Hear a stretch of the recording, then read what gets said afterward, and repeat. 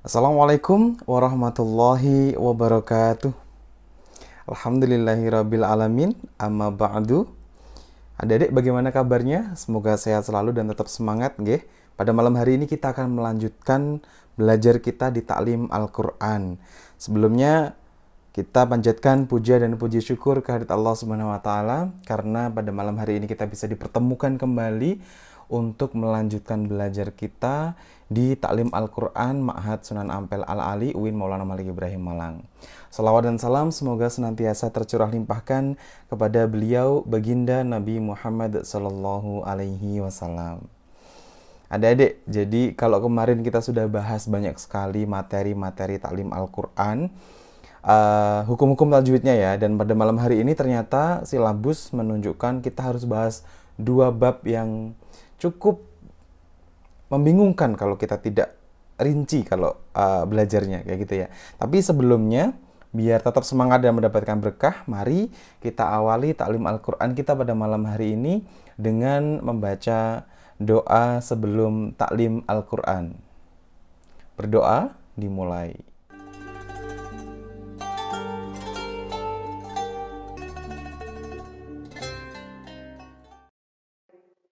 كلام قديم لا يمل سماعه تنزه عن قول وفعل ونيات به أشتفي من كل داء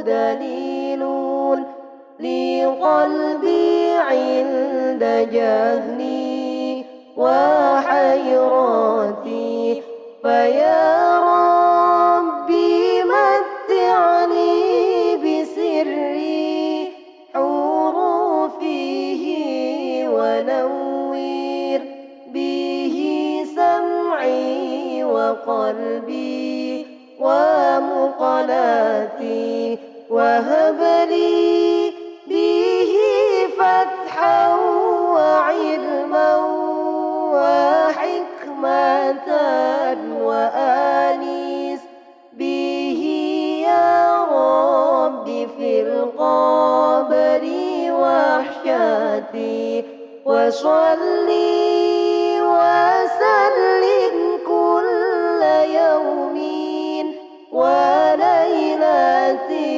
على من به الرحمن يقبل توباتي وآل وأصحاب كرام أئمة بهم يغفر الغفار ذنبي وزلاتي.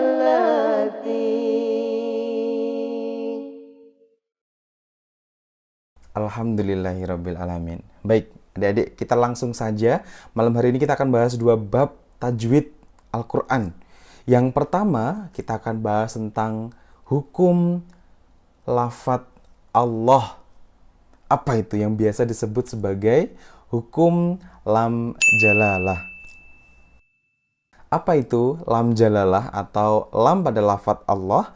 Adalah huruf lam yang terdapat pada lafadz Allah yang dibaca tebal apabila didahului oleh huruf yang berharokat fathah atau domah dan dibaca tipis apabila didahului oleh huruf yang berharokat kasroh.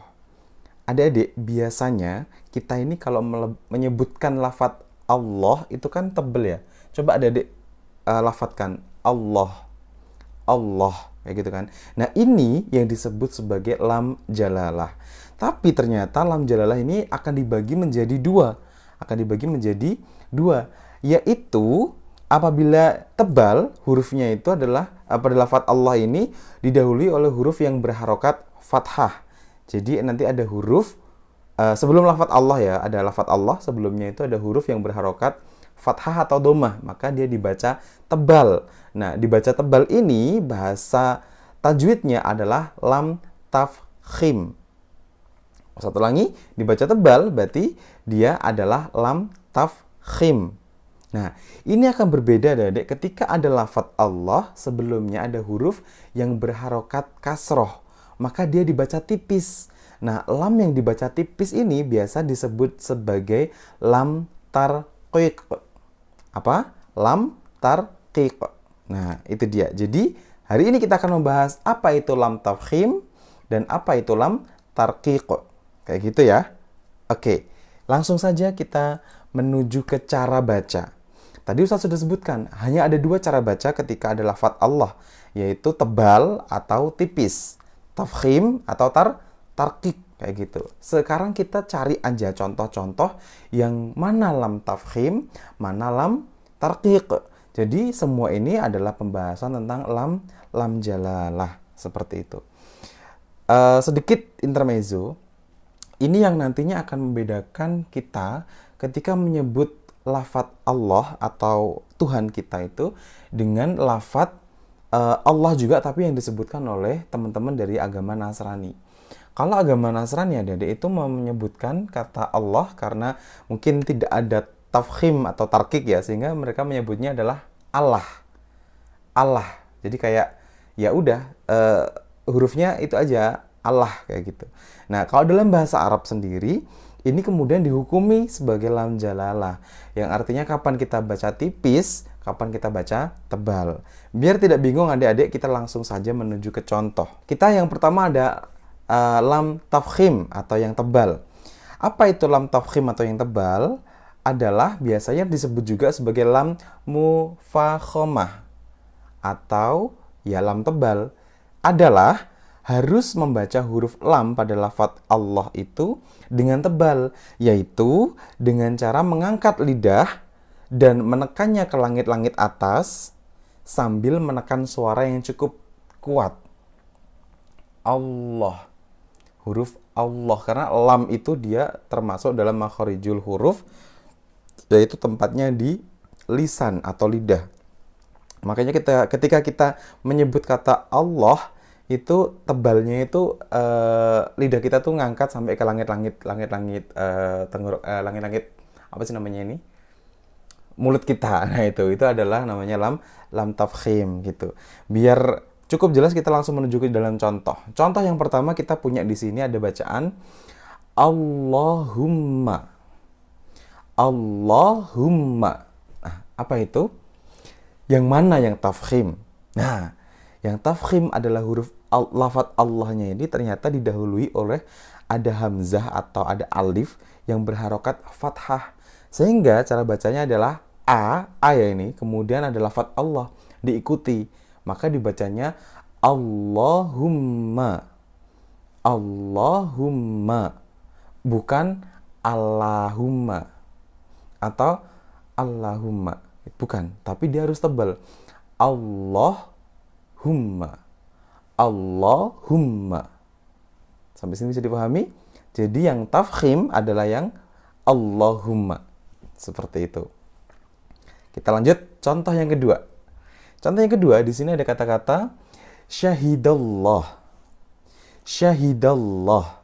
Yang mana yang huruf tafkhimnya adalah sebelum lafadz Allah yang di belakang ini, dia itu ada huruf dal yang berharokat fathah, sehingga disebut sebagai tafkhim karena a gitu. Syahidallah, dallah. Yang salah adalah ketika kita membaca menjadi syahidallah. Syahidallah itu salah. Yang betul harus ditebalkan. Ingat, tebal tadi huruf lamnya itu dia harus nyentuh ke langit-langit mulut kita. Jadi syahidallah. Syahidallah. Nah, seperti itu. Yang ketiga maksud saya. Contoh yang ketiga, di sini ada bacaan Rasulullah. Rasulullah. Nah, ini kan ada huruf lam sebelum lafadz Allah ya. Ada huruf lam dan kemudian lam ini dia berharokat dhammah, sehingga dia dibacanya adalah tafkhim atau tebal gitu. Cara yang salah ketika baca adalah Rasulullah. Rasulullah. Nah, itu yang salah. Harusnya gimana? Rasulullah. Rasulullah. Nah, ini adalah contoh-contoh dari lam jalalah yang dibaca tebal atau lam tafkhim. Oke, sampai sini adik-adik, apakah ada pertanyaan? Tidak ada pertanyaan? Oke, sebelumnya Ustadz mau mengingatkan lagi, sudah disiapkan Al-Qur'annya. Tadi lupa di awal ya. Jadi Al-Qur'an sudah disiapkan, silakan disiapkan Al-Qur'an yang cetak atau yang digital. Kemudian bukunya, kitabnya jangan lupa disiapkan juga. Nanti kalau misalkan ada yang bingung bisa langsung dicari di kitab kayak gitu. Atau yang mau disampaikan bisa juga langsung adik-adik tulis di live chat ya, silahkan tanya atau absen juga bisa ya di situ. Tadi Ustadz juga lupa mengingatkan, absen dulu di live chat seperti itu. Oke, lam tafkhim selesai. Intinya kalau tafkhim itu tebal, berarti ada lafadz Allah yang didahului oleh huruf yang berharokat fathah atau domah. Contohnya yang tadi itu ada kata-kata Allahumma atau syahidallah atau Rasulullah. Nah, ini adalah lam tafkhim. Sampai di sini adik-adik bisa dipahami ya? Kalau bisa kita lanjutkan ke lam jalalah yang kedua atau yang biasa disebut sebagai lam tarqiq. Apa? Lam tarqiq. Aduh, agak sulit ya kalau belajar tajwid itu kita harus mentajwidkan. Harusnya lam tarqiq aja selesai. Tapi karena di sini qaf itu dia adalah qalqalah, maka yang kemarin kita bahas dia matinya di akhir, maka adalah qalqalah kubra. Jadi bacanya adalah tarqiq. Seperti itu. Apa itu lam tarqiq? Lam tarqiq juga biasa disebut sebagai lam muraqqaqah. Apa? Lam muraqqaqah. Itu adalah biasanya harus membaca huruf lam pada lafadz Allah dengan tipis, yaitu dengan cara mengangkat lidah ke atas dengan suara yang rendah. Jadi dia tetap lidahnya ke atas tapi suaranya rendah. Maksud saya rendah. Kalau yang tafkhim tadi dengan suara yang kuat, kalau yang tarqiq ini dia harus dengan suara yang rendah. Oke, kita langsung saja menuju ke contoh adik-adik. Contoh lam tarqiq atau lam yang tipis itu tadi disebutkan bahwasanya ada lafadz Allah yang didahului oleh huruf yang berharokat kasroh. Hanya huruf yang berharokat kasroh, adik-adik. Coba sekarang kita ada contoh di sini, billahu. Nah, ini kan ada huruf ba, kemudian dia kasroh. Setelahnya ada lafadz Allah. Maka di sini lamnya, ya lam jalalahnya itu dia harus dibaca tipis, yaitu billahi. Yang salah adalah bacanya billahi. Nah, kan ada mungkin beberapa di antara kita yang lupa sehingga bahasnya adalah billahi. Nah, itu yang salah. Sampai sini bisa dipahami nggak adik-adik? Nah, contoh yang kedua. Ada kata-kata bismillahi.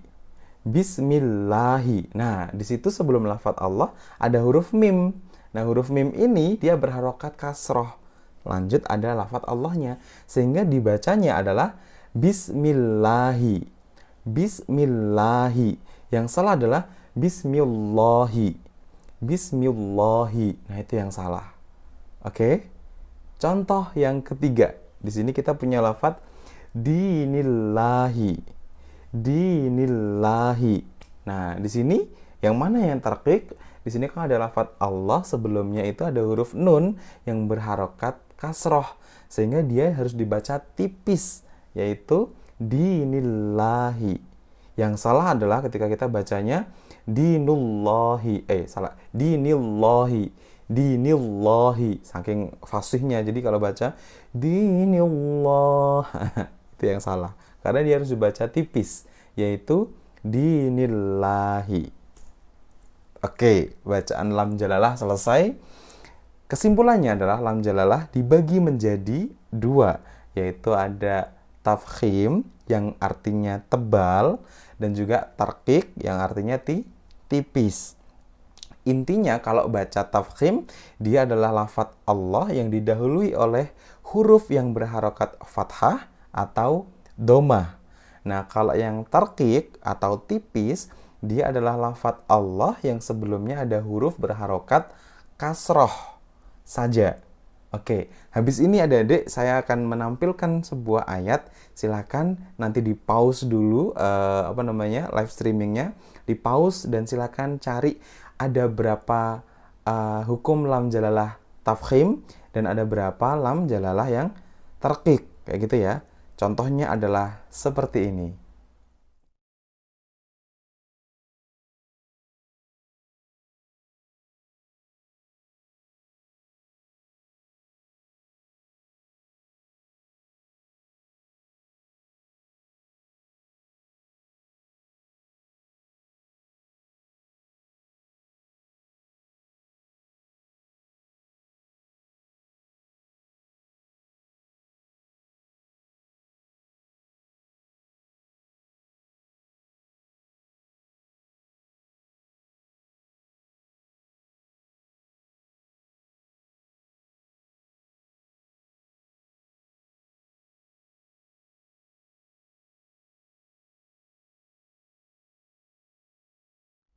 Oke, adik-adik terima kasih sudah menjawab ya. Jadi kalau dilihat tadi sudah ketahuan mana yang tarkik dan mana yang tafkhim.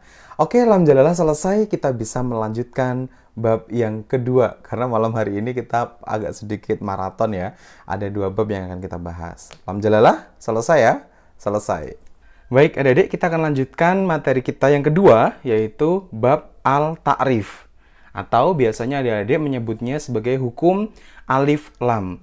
Nah, apa itu al-ta'rif dan apa itu alif lam? Pengertiannya adalah al-ta'rif ini biasa disebut dengan nama alif lam ma'rifah atau suatu hukum tajwid yang diberlakukan atau terdapat pada kata yang diawali dengan huruf alif dan lam disebut dengan istilah ta'rif atau ma'rifah disebabkan karena menjelaskan tentang kalimah isim atau kata benda.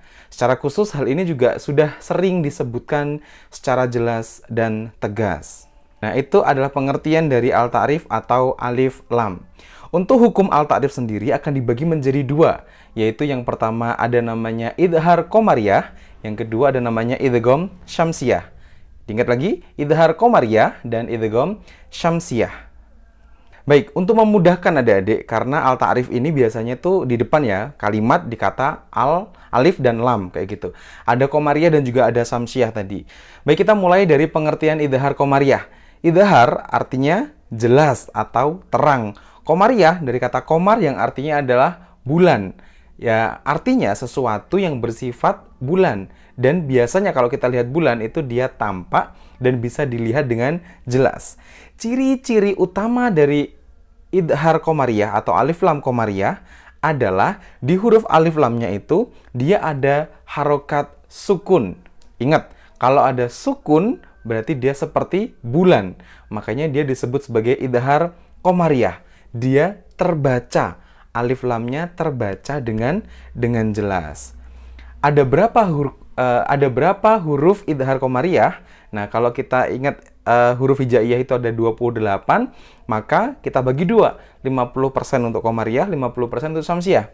Jadi, huruf untuk idhar qamariyah ada 14. Apa saja? Biasanya kita akan menghafalkannya dengan syair, yaitu abghi hajjaka wa khaf aqimah. Satu lagi, abghi hajjaka wa khaf aqimah. Itu adalah huruf-huruf dari idhar qamariyah. Aduh Ustadz, banyak sekali. Saya nggak bisa menghafalnya. Gimana dong Ustadz? Nah, jangan khawatir. Pokoknya, ciri utama dari idhar qamariyah atau alif lam qamariyah itu adalah alif lamnya itu dia ada sukunnya. Sukun bulat, kalau bulat berarti dia qamar seperti bulan, maka adalah idhar qamariyah. Kita langsung menuju contoh, adik-adik. Kita punya beberapa contoh ini ya. Contoh yang pertama, kita ada punya kalimat al-ahad. Bukan ahadnya ya. Yang kita bahas adalah alif lamnya, alnya depan ini. Nah, ini ada huruf alif dan lam, dia terbaca jelas. Al, berarti L-nya jelas, lamnya jelas. Maka kalau jelas dan dia ada sukunnya, maka otomatis dia akan jatuh di hukum idhar qamariyah. Jelas. Contoh yang kedua, ada al-basiru. Al-basiru, alnya jelas. Makanya ada sukunya juga. Dia jelas adalah idhar qamariyah. Berikutnya ada al-ghafuru. Al-ghafuru. Alnya jelas nggak? Jelas. Ada sukunya nggak? Ada. Makanya dia idhar qamariyah. Kemudian ada al-halimu. Al-halimu. Nah, alnya jelas nggak? Jelas, al. Ada sukunya nggak? Ada. Makanya dia adalah idhar qamariyah. Ada contoh lain, ada al-jalilu, ada al-karimu, ada al-wadudu. Al, semuanya ada sukun. Makanya alif lamnya terbaca dengan jelas dan dia adalah idhar qamariyah. Mudah bukan? Mudah sekali. Habis ini kita cari contoh ya. Nah, sebelum kita cari yang lain, kita akan lanjutkan dulu di materi idgham syamsiyah. Apa itu idgham syamsiyah? Ingat, idgham artinya adalah memasukkan. Syamsiyah itu dari kata syamsi yang artinya matahari. Berarti sesuatu yang bersifat matahari. Artinya tidak tampak, tidak bisa dilihat dengan jelas. Itu adalah matahari. Kalau bulan tadi kita bisa melihat di malam hari, kalau matahari walaupun siang kita nggak bisa melihat. Makanya kalau nanti ada idgham syamsiyah, maka alif lamnya tidak terbaca dan tidak terlihat jelas. Seperti itu. Ciri-ciri utama dari idgham syamsiyah adalah adanya harokat tasdid di alif setelah alif lam. Di huruf setelah alif lam itu ada tasdidnya. Maka jelas dia adalah idgham syamsiyah.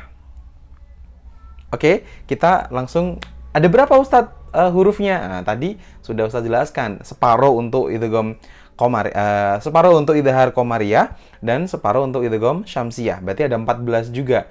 Nah, ini juga biasanya kita sebutkan di syair ya, di syair apa ada misalkan di sini yang biasa kita bacakan adalah tib sumasil rahmatan tafus sif dan ni'am da su'adhon zur syarifan lil karom. Itu adalah huruf-huruf yang terkumpul dari idgham syamsiyah. Baik, adik-adik, kita langsung menuju ke contoh aja, biar tahu perbedaannya. Tadi kalau idhar qamariyah itu kelihatan semuanya, idhar jelas ya. Alnya terbaca juga, ada sukunya juga, terbaca dengan jelas. Kalau syamsiyah ini dia tidak terlihat dan tidak jelas. Artinya, dia tidak ada dan tidak terbaca. Kenapa? Karena ada tasdid dan dia langsung masuk ke huruf setelahnya. Idgham artinya. Kita punya contoh di sini ada at-tammah. At-tammah. Nah, coba dilihat adik-adik. Di sini huruf lamnya ya, alif lam, lamnya itu tidak ada sukunnya. Tidak ada harokatnya, maka dia langsung masuk ke huruf setelahnya, yaitu huruf to. Makanya to-nya itu tasdid. Nah, karena dia tasdid, maka dibacanya bukan al-tomah, tapi dibacanya at-tomah, langsung ke to, seperti itu. Nah, tidak terbaca, tidak ada sukunya, maka dia dibaca idgham syamsiyah. Contohnya kedua, adik-adik. Di sini ada kata-kata as-sakib. As-sakib. Nah, di sini tidak ada sukunnya. Jadi, alif lamnya tidak terbaca. Yang terbaca langsung di huruf sa-nya. Makanya, kalau ada yang baca al-sakib, al-sakib, itu salah. Yang betul gimana? As-sakib. As-sakib. Langsung masuk ke huruf sa-nya karena sa-nya ada tasdidnya. Contoh berikutnya, ada kata-kata as-soburu. As-soburu. Nah, di sini alif lamnya terlihat ada sukunya, terbaca? Tidak. Dia tidak terbaca. Kalau ada yang baca al-soburu, maka itu salah. Karena harusnya dibaca as-soburu. As-soburu. Nah, diingat ada tasdidnya. Kalau qamariyah tadi ada sukun, kalau di sini ada tasdidnya, gitu. Begitu pula ada contoh, ada ar-rahimu. Ar-rahimu, ada contoh at-tawab. At-tawab. Ada contoh lagi ad-duha. Ad-duha. Nah, ini kan langsung masuk ke huruf dotnya. Alnya tidak terbaca. Tidak dibaca al-duha. Al-duha. Tidak seperti itu ya. Berikutnya ada contoh an-naim. An-naim. An-naim. Nah, itu langsung ke nunnya. Alnya tidak terbaca. Nah, inilah contoh-contoh dari idgham syamsiyah. Adik-adik, sampai sini bisa difahami? Saya kira sangat gampang sekali. Habis ini Ustadz punya contoh ayat-ayat. Nanti silakan di-pause dulu streamingnya. Kemudian sebutkan di live chat ada berapa idhar qamariyah dan ada berapa idgham syamsiyah. Oke? Akan Ustadz tampilkan ayatnya, langsung cepat-cepatan untuk menulis jawabannya di live chat. Dan ini dia contohnya.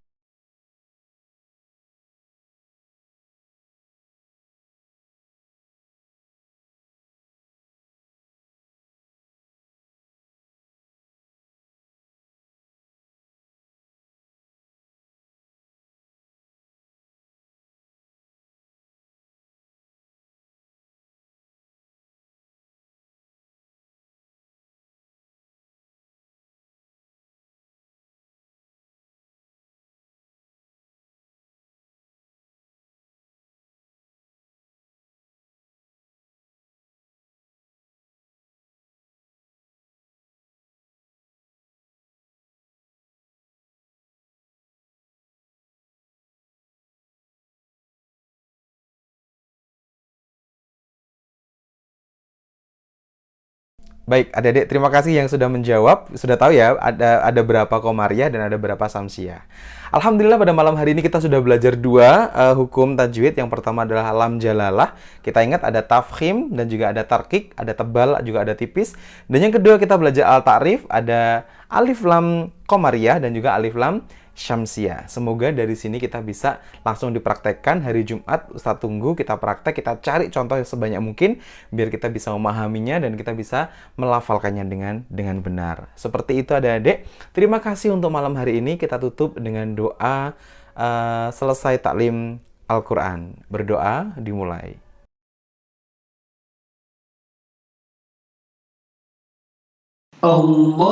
اللهم ارحمنا بالقرآن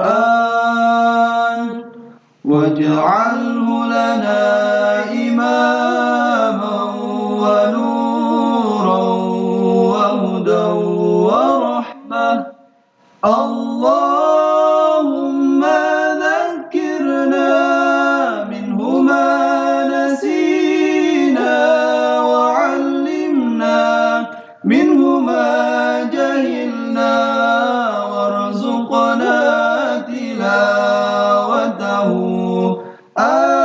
آناء الليل وأطراف النهار واجعله لنا حجة يا رب العالمين. Alhamdulillahirabbil alamin. Adik-adik terima kasih dan mohon maaf kalau Ustaz ada salah kata. Tutup dengan kafaratul majelis. Subhanakallahumma wa bihamdika asyhadu an la ilaha illa anta astaghfiruka wa atubu ilaik. Syukron, sampai jumpa di hari Jumat dan assalamualaikum warahmatullahi wabarakatuh.